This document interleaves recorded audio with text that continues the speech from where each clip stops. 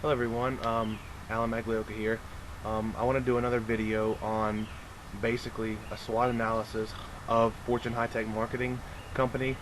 I figured if I'm a marketing major and I know so much about marketing, this, that, and the other, I don't brag about anything, but I do know marketing when it comes down to it, both offline and online. So I wanted to do an offline technique called the SWOT analysis, and I'm not going to get too technical in this video. It's just scratching the surface. I don't want you to fall asleep, or I don't want to bore you or anything like that, but I did do a little SWOT analysis and took some notes for the SWOT analysis for the Fortune High Tech Marketing Company. So let's get started. SWOT analysis stands for strengths, weaknesses, opportunities, and threats of a company. And so we're going to start with the strengths. FHTM has zero debt, meaning they owe zero money to anyone. They don't owe anybody any money at all. Paul Orbison started the company. He's a multi-millionaire and has hundreds. Well, I can't get into money, but he has a lot of money and he doesn't owe anybody any money. So it's impossible for this company to go bankrupt. All right, and that's the first strength.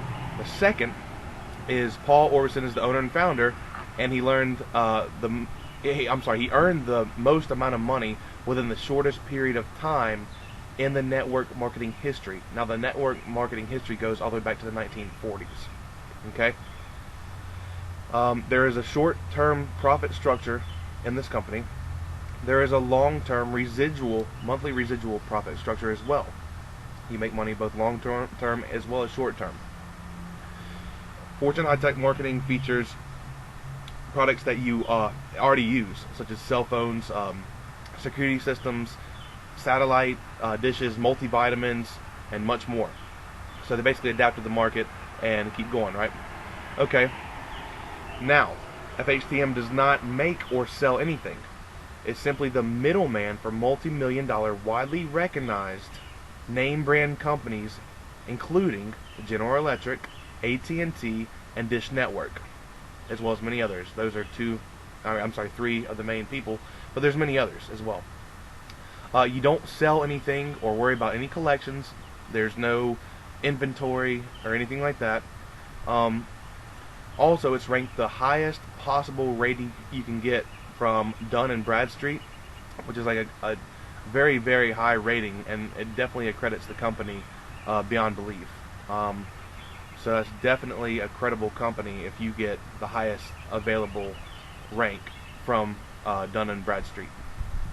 FHTM has been around for 8 years now, so they're not going anywhere. They were built to last for our children and our children's children and our great-grandchildren, so it's made for generations to come because, like I said earlier, it adapts with the market. If the satellite dish industry went out, then they would find the next people, the next form of technology, and adapt with the market, and you don't have to ever worry about that at all.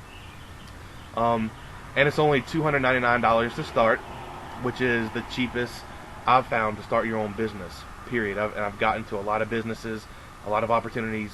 A lot of competitors charge up to $2,000 to get started, and you can get started for under $300 with Fortune High Tech Marketing. Okay? Now let's get into some weaknesses. You have to pay $299 to get started, so there is a fee to get started with this company. I don't know where you can find a company that you're not going to have a fee, but that is a weakness. Okay, and it's also not a magic company. I don't know if there's one out there, but you get out of Fortune High Tech Marketing what you put into it, how much time, how much effort, how many people you talk to, how much work you put into it, for it to residually bring you a residual income in the future. Okay, and the opportunity part, let me go down a little bit in my notes. The opportunity part is there's only 150,000 people in Fortune High Tech Marketing as of right now. It's May of 2009. There's only 150,000 people to date in this company. Now, a lot of people and a lot of network marketing companies get this amount of people in 1 month, which means FHTM has just hit the tip of the iceberg. Great opportunity here. Alright? Now, our team includes the number 2 top earner in the entire company with excellent support So our team is fantastic, great opportunity to get in our team, um, and it's also spread worldwide. And we're in, I think, 4 countries right now, and it's got a lot of room for expansion in the U.S., in Canada, in Europe, and several other countries. So there's a lot of room for expansion. Now let's get into threats. Other network marketing companies and competition can be a threat. Most have already oversaturated and overexpanded already, so they're sort of out of the picture because they're oversaturated. However, they are a threat, and that's the SWOT analysis. So you have to outweigh the strengths with the weaknesses and the opportunities with the threats. And so my recommendations include the strengths being a lot more than the weaknesses, and the opportunities being a lot more than the threats. So it's definitely a company that I would delve into, and this is why I did it. I did sort of a SWOT analysis in my head before I got started. And I also want to discuss something I sort of made up, but it's called the scam factor. Okay, because a lot of people think network marketing is a scam and Fortune high-tech marketing is a scam. So I want to go into what I think scam stands for. It stands for someone can always miss. Meaning that someone who thinks FHTM is a scam has simply missed the mark somewhere along the line. They've either got on the wrong team with terrible support, or simply quit before they gave it a chance, or maybe got into something else, but they missed out on the opportunity and they assumed that it was a scam, and they write their beliefs on every blog and forum they can find because they feel like they've been scammed, they've been cheated, because they never made it. I'm not saying they're jealous at all by any means. In their defense, there could have been a lot of things that went wrong, but they missed something somewhere along the line to where they could not achieve success.